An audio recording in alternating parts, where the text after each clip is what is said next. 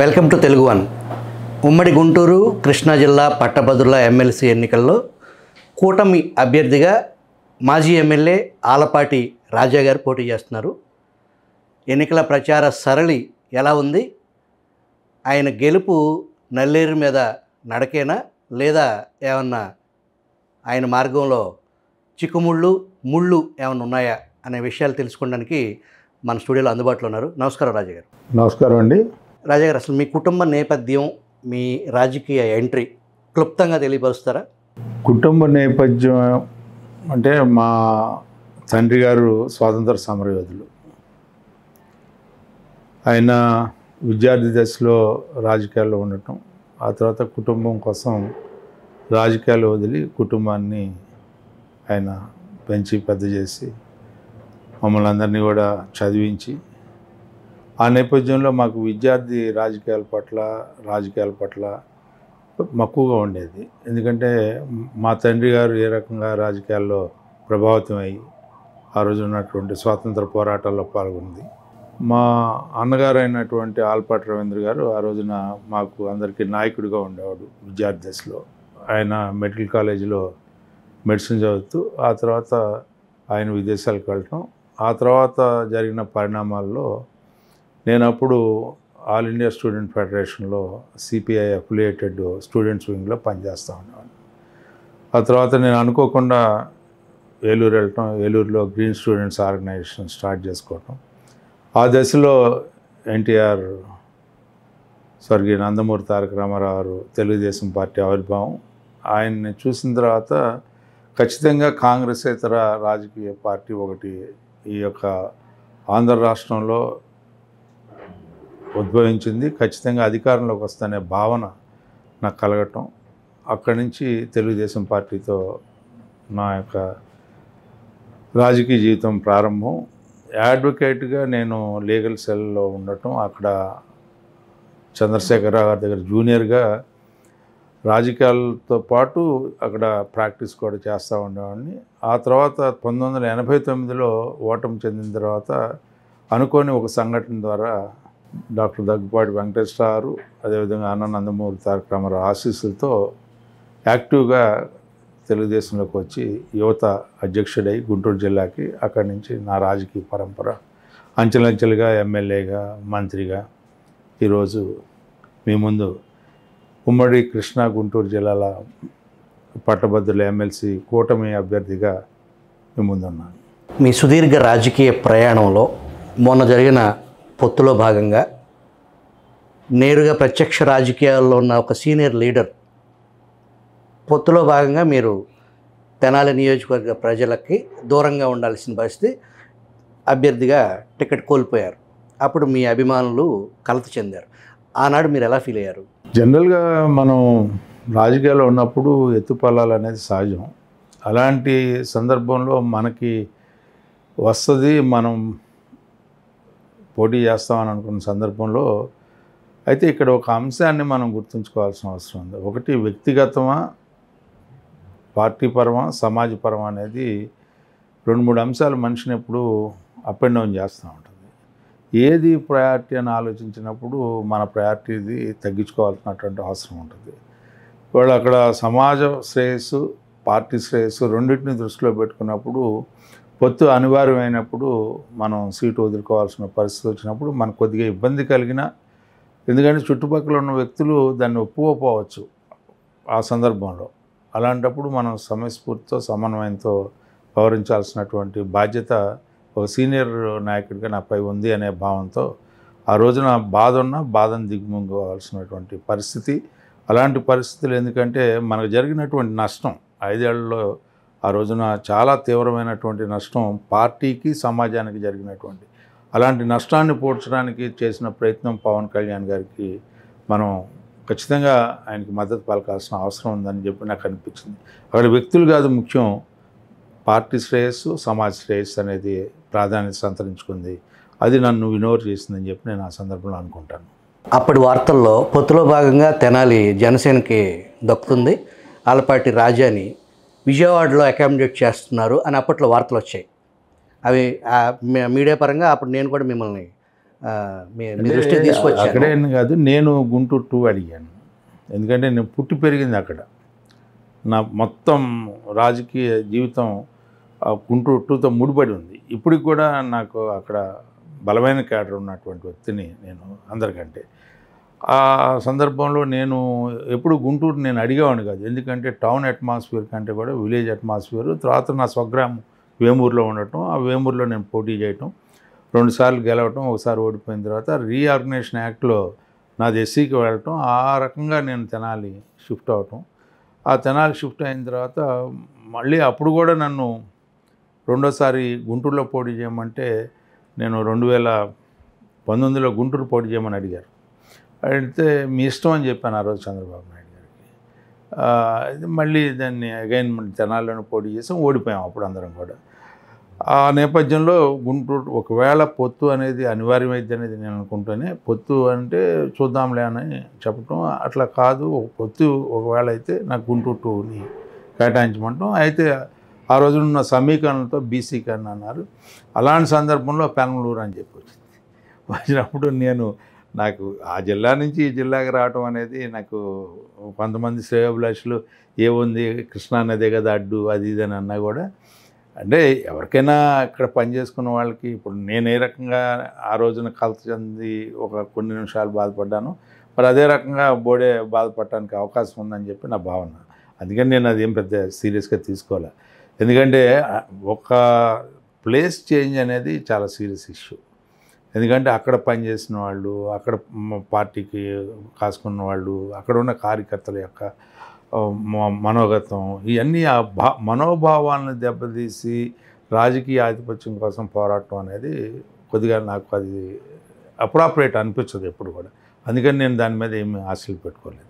ఆ రోజు ఈ జిల్లా ప్రజలు, ముఖ్యంగా ఉమ్మడి కృష్ణా జిల్లా ప్రజలు ఆలపాటి పెనమలూరు వస్తున్నాడంటే స్వాగతించిన కేడర్ కూడా ఉంది. వాస్తవానికి మీరు అప్పటి అవి వార్తల్లాగా ఉన్నప్పటికీ కూడా ఆ తర్వాత జరిగిన 8 నెలల పరిణామాలు మీరు ఏకంగా ఉమ్మడి కృష్ణా జిల్లా, ఉమ్మడి గుంటూరు జిల్లా పట్టభద్రుల ప్రతినిధిగా మీరు ఆ కోరికను ఈ రకంగా తీర్చుకుని 2 జిల్లాలకి, 2 ఉమ్మడి జిల్లాలకి ప్రతినిధిగా ఈ ఎన్నికల్లో పోటీ చేస్తున్నారు.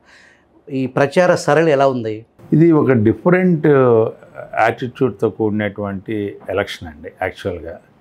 ఎందుకంటే జనరల్గా పబ్లిక్ ఏమనుకుంటుందంటే మనకి పోటీ వైసీపీ కదా, వైసీపీ లేదు కదా, రాజేంద్ర ప్రసాద్ నల్లేరు మీద బండి ఏది ఎన్నిక అనేది విజయం అనేది, కాబట్టి దీని గురించి పెద్ద ఆలోచించవసరం లేదనే భావం చాలామందికి ఉంటుంది. బట్ ఇదేంటంటే జనరల్గా పట్టభద్రులు సంబంధించిన ఎన్నిక. దీనికి గతం నుంచి ఏంటంటే ఆదిలో జనసంఘ్ బీజేపీ వారు పోటీ చేసేవాళ్ళు. ఆ తర్వాత మెల్లింగా ట్రేడ్ యూనియన్స్ ఎప్పుడైతే బలపడతా ఉన్నాయో, ట్రేడ్ యూనియన్స్ ఆర్గనైజ్డ్ సెక్టర్ ఏదైతే ఉందో ఆర్గనైజ్డ్ సెక్టర్ నుంచి పోటీ చేయడం అనేది ప్రారంభపడింది. అంతేకాకుండా వాళ్ళు లెఫ్ట్ పార్టీస్ అన్నీ కూడా ఏ పవర్ పార్టీ ఉందో ఆ పవర్ పార్టీతో ఎలియన్స్గా ఉంటాయి. కాబట్టి ఈ టీచర్స్ కాన్స్టిట్యున్సీ, గ్రాడ్యుయేట్స్ కాన్స్టిట్యున్సీ సహజంగా వాళ్ళగా భావించి ఆ రకంగా వాళ్ళు వర్కౌట్ చేసుకోవడం కూడా జరుగుతూ ఉండేది. అదే రకంగా వర్కౌట్ కూడా చేసుకుంటూ ఉంటారు. మొట్టమొదటిగా వరప్రసాద్ గారు, చిగురుపాటి వరప్రసాద్ గారు, అదేవిధంగా తర్వాత ఏఎస్ రామకృష్ణ గారు, వీళ్ళిద్దరే మాకు ఈ యొక్క గ్రాడ్యుయేట్స్ కానీ లేకపోతే ఎమ్మెల్సీ టీచర్స్గా ఎమ్మెల్సీ ఎలక్షన్స్లో మేము ఎన్నిక కావడం జరిగింది. 2022లో జరిగినటువంటి 3 పట్టభద్రులు, తూర్పు రాయలసీమ, పశ్చిమ రాయలసీమ, అదేవిధంగా మన ఉత్తర కోస్తాలో ఉన్నటువంటి విశాఖపట్నం, అదేవిధంగా శ్రీకాకుళం, విజయనగరంలో జరిగినటువంటి ఈ 3 పట్టభద్రుల నియోజకవర్గాల్లో మొట్టమొదటిగా గెలవటం జరిగింది. అంటే it is an indication of 180 constituencies reflections ఏంటి ప్రభావితమైనటువంటి ప్రాంతంగా. అంటే ఆనాటి పాలనలో ఉన్నటువంటి ప్రభుత్వానికి వ్యతిరేక ఓటు ఉంది అని చెప్పి చాలా ప్రస్ఫుటమైనటువంటి ఎన్నిక. అక్కడి నుంచి ఈ ఎన్నికల్లో కూడా మనం పార్టిసిపేట్ చేయొచ్చు అనే భావన ప్రభుత్వానికి కలగటం, పార్టీలకు కలగటం. ఆ నేపథ్యంలో ఇక్కడ జరిగే ఎన్నిక కూడా ఆ రకమైనటువంటి ప్రాధాన్యత. అట్లా ఉభయ గోదావరి జిల్లాలో జరిగే పట్టభద్రులకు కూడా మనం పోటీ చేయొచ్చు అని చెప్పి ఆ రకంగా పోటీ చేయడం జరిగింది. జనరల్గా ఇప్పుడు వరకు ఏంటంటే ఈ యాంటీ ఎస్టాబ్లిష్మెంటు, యాంటీ ఇంకంబెంట్స్ ఈ రెండింటిని కాంబినేషన్తో థింక్ చేస్తూ ఈ ఆర్గనైజేషన్ సెక్టర్స్ అన్నీ కూడా ఇది మాది, మా నాయకత్వంలో ఉంటే మా యొక్క ఇన్ఫ్లుయెన్స్ అనేది ఉంటుంది అనేది ఆర్గనైజేషన్ ఇన్ఫ్లుయెన్సెస్తో కూడినటువంటి ఎన్నిక ఇది ఒక రకంగా పాజిటివ్ ఎన్నిక కాదు, చాలా డిఫరెంట్ యాంగిల్తో ఆలోచించే ఎన్నిక. అందుకనే ఈ ప్రభుత్వం మంచి ప్రభుత్వంగా కొనసాగుతుంది కాబట్టి మంచి ప్రభుత్వానికి ఓటేయమని చెప్పి, ప్రగతికి ఓటేయమని చెప్పి, ప్రత్యర్థులు ఎవరు అనేది కాదు, ప్రగతికి ఓటేయమని చెప్పి అడగాలనేదే నా ఉద్దేశం. వాళ్ళు వ్యక్తిగా నాకున్న సుదీర్ఘ రాజకీయ అనుభవం లేకపోతే అనేది కాదు. ఇక్కడ ఈ రోజున ప్రభుత్వానికి పాజిటివ్గా ఓటేయాల్సిన ఓటు ఇది. ఎందుకంటే ప్రభుత్వాన్ని ఏర్పరచుకున్నటువంటి కూటమి ప్రభుత్వాన్ని ఏర్పరచుకున్నటువంటి ప్రజలు ఈ రోజున దీన్ని గౌరవించాల్సిన అవసరం, దీన్ని మద్దతు పలకాల్సిన అవసరం, దీనికి ఆశీస్సులు కొనసాగించాల్సిన అవసరం ఈ రోజున ప్రజల మీద బాధ్యత ఉంది, పట్టభద్రుల మీద బాధ్యత ఉంది. ఎందుకంటే పట్టభద్రులు విఘ్నులు, అనుభవజ్ఞులు, అపార అనుభవమైనటువంటి ఈ రోజున ప్రజాస్వామ్యాన్ని కాపాడాల్సినటువంటి బాధ్యత పట్టభద్రుల మీద ఉంది అని బలంగా నమ్ముతూ నేను ఈ ఎన్నికల్లో నాకు విజయం చేకూర్చుతూ ఒక సందేశాన్ని, సంకేతాన్ని ఈ ప్రభుత్వం మంచి ప్రభుత్వం అని చెప్పాల్సినటువంటి బాధ్యత వీరందరి యొక్క భుజస్కంధాల మీద ఉందనే భావన నాకు కలుగుతున్నటువంటి సందర్భంలో నేను ఎక్కడికి వెళ్ళినా కూడా విజ్ఞప్తి చేసేది ఏంటంటే, పట్టభద్రులారా, మీకున్నటువంటి అపారమైనటువంటి అనుభవం ఈ రోజున ప్రజాస్వామ్యాన్ని రక్షించుకోవాల్సినటువంటి అవసరం. మన జరిగిన ఎన్నికలు 77 సంవత్సరాల స్వాతంత్రానంతరం మొన్న జరిగినటువంటి విలక్షణమైనటువంటి తీర్పు ఇచ్చినటువంటి ఒక నమ్మకం, ఒక విశ్వాసం ఈ కూటమి నాయకత్వం మీద మీరు ఉంచినందుకు అదే విశ్వాసాన్ని, నమ్మకాన్ని మరికొంతకాలం కొనసాగించాలి. ఒక సుస్థిర పాలన కొనసాగుతుంది, ఒక మంచి ప్రభుత్వం కొనసాగుతుంది, ఈ సమాజాన్ని అన్ని రకాలుగా అభివృద్ధి చేయగలిగిన శక్తి, సమర్థత ఈ కూటమి నాయకత్వానికి ఉంది అని చెప్పాలనే నేపథ్యంలో ఈ ఎన్నికని నేను వ్యక్తిగతంగా మిమ్మల్ని అందరినీ అభ్యర్థించిన, మీరు ఒక అడుగు ముందుకు వేసి ఆలోచించాల్సినటువంటి ఎన్నిక. ఈ ఎన్నికకి మద్దతు పలకాల్సిన, విజయంతో పాటు ఒక సంకేతాన్ని, సందేశాన్ని మంచి ప్రభుత్వం ఉంది అని చెప్పాల్సినటువంటి బాధ్యత అని చెప్పి నేను విజ్ఞప్తి చేసుకుంటా ఉన్నాను. మీ రాజకీయ ప్రత్యర్థి జగన్మోహన్ రెడ్డి ఏం అడుగేసినా దానికి లెక్క పక్కాగా ఉంటుంది. ఈ ఎన్నికల్లో పోటీకి దూరంగా ఉంటున్నాము అని ప్రకటించడం వెనక జరుగుతున్న మంత్రాంగం ఏంటంటారు? అతను ఒక అవివేకండి. నేను ఇంకా అంతకంటే నేను చెప్పదలుచుకోవాలి. ఎందుకంటే ఎన్నికలన్నీ నేను బహిష్కరించాను అని చెప్పి, కానీ ఈ ఎన్నికల గురించి చర్చించే పరిస్థితి, ఈ ఎన్నికల్లో మళ్ళీ పాల్గొనాలి, ఎన్నికల్లో నేను ఎదుటివాడి భుజం మీద పెట్టి తుపాకీ పేల్చాలని చెప్పి ప్రయత్నించే కపట నాటకం అనేది ఈ యొక్క ఆంధ్ర రాష్ట్రంలో ఇక ఫలించదు. మసిపూసి మారేడికాయ చేయటం, ముసలి కన్నీరు గార్చటం, లేకపోతే ఏదో రకంగా గుడ్డగాల్చి ఎదుటివాడి మీద వేస్తే ఏదో ఒక మసి అంటకపోద్దా అని చెప్పే ప్రయత్నం, ఈ యొక్క పబ్లిసిటీ కాన్సెప్టు జగన్ తెర వెనుక రాజకీయం ఆలపాటి ముందు చెల్లదా? నా ముందు కాదు, ఈ ప్రభుత్వం ముందు చల్లదని చెప్పడానికి. ఆలపాటి అనేది is a part of NDA. But NDA now ఎట్లా ఉంది అని అంటే, ఒక బేస్ ఏర్పరచుకున్నటువంటి కూటమి నాయకత్వం.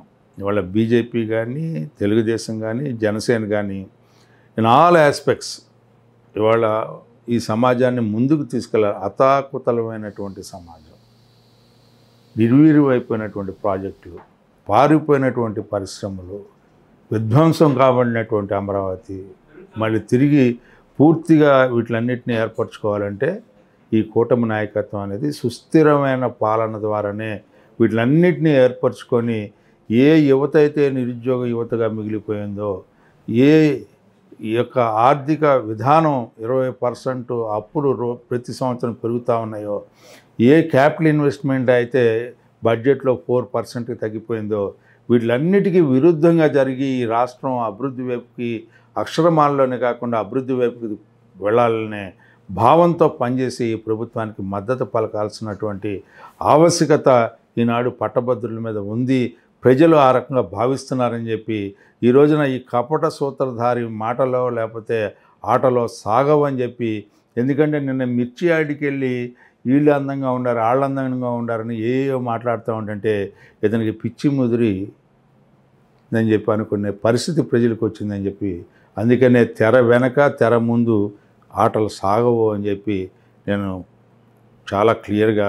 ఈ ఎన్నికల్లో పొత్తులో భాగంగా ఉన్నటువంటి జనసేన కానీ బీజేపీ కానీ, ముఖ్యంగా జనసేన ఈ ప్రచారంలో ఉమ్మడి జిల్లాల పట్టభద్రుల ప్రచారంలో ఆశించిన మేరకు ప్రచారంలో పాల్గొనట్లేదు అనే విమర్శలు ఉన్నాయి. అది నిజమేనంటారా? అసలు అది చాలా పొరపాటు అండి.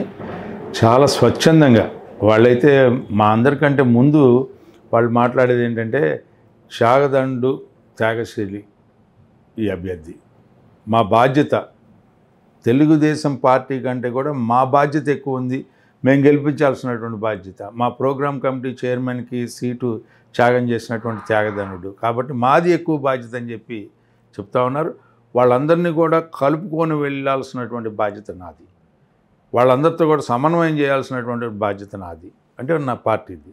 వీళ్ళందరినీ కలుపుకొని వెళ్ళి ఈ రోజున ఫలితాన్ని సాధించాల్సినటువంటి బాధ్యత తెలుగుదేశం పార్టీ. పట్టభద్రుల ఎన్నికల ఓటర్ల లిస్టు వ్యవహారంలో, ఫర్ ఎగ్జాంపుల్ విజయవాడలో ఉన్న ఓటర్లని ఎక్కడో తిరువూరులోనో విసనపేటలోనో అక్కడ పోలింగ్ బూతుల్లో నమోదు చేయటం అనే గజిబిజ్ అనేది కొంత ఉంది. దాన్ని ఏమన్నా రెక్టిఫై చేయాల్సిన టైంలో కొంత రెక్టిఫై చేశామండి. అయినా కూడా ఆ రెక్టిఫికేషన్ని సరిగ్గా ఈ వాలంటరీ సిస్టమ్ సరిగ్గా దాన్ని సెటరేట్ చేయలేదు. అది సరిగ్గా చూసుకోవడానికి వీళ్ళకి మరి అధికారులకి ఎందుకనో ఎలక్షన్ కమిషన్ సక్రమైన రీతిలో దాని మీద స్పందించినట్టుగా అనిపించలేదు నాకు. కొన్ని చోట్ల ఓవరాల్గా ఇట్స్ గుడ్, కొన్ని చోట్ల అంటే we are all human beings, human errors are there. ఆ రకంగా ఒక 1% ఆఫ్ ఓట్స్ డీవియేషన్ జరిగినాయి. ఇక్కడే ఓట్లు గుంటూరు వచ్చినాయి, ఇక్కడ ఓట్లు మా ఓట్లు బురిపాలెంలో ఓట్లు విజయవాడలో వచ్చినాయి. ఇట్లాగే మీరు చెప్పినట్టుగా ఇప్పుడు ఇక్కడ ఉన్న ఓట్లు తిరువూరులో వచ్చినాయి. ఇట్లాంటివి చూసుకుంటే 1% డీవియేషన్ ఉంది. So it might be happened, ఎందుకంటే ఇది కంటిన్యూషన్ రిఫైనింగ్ సిస్టమ్ లేదు దీంట్లో.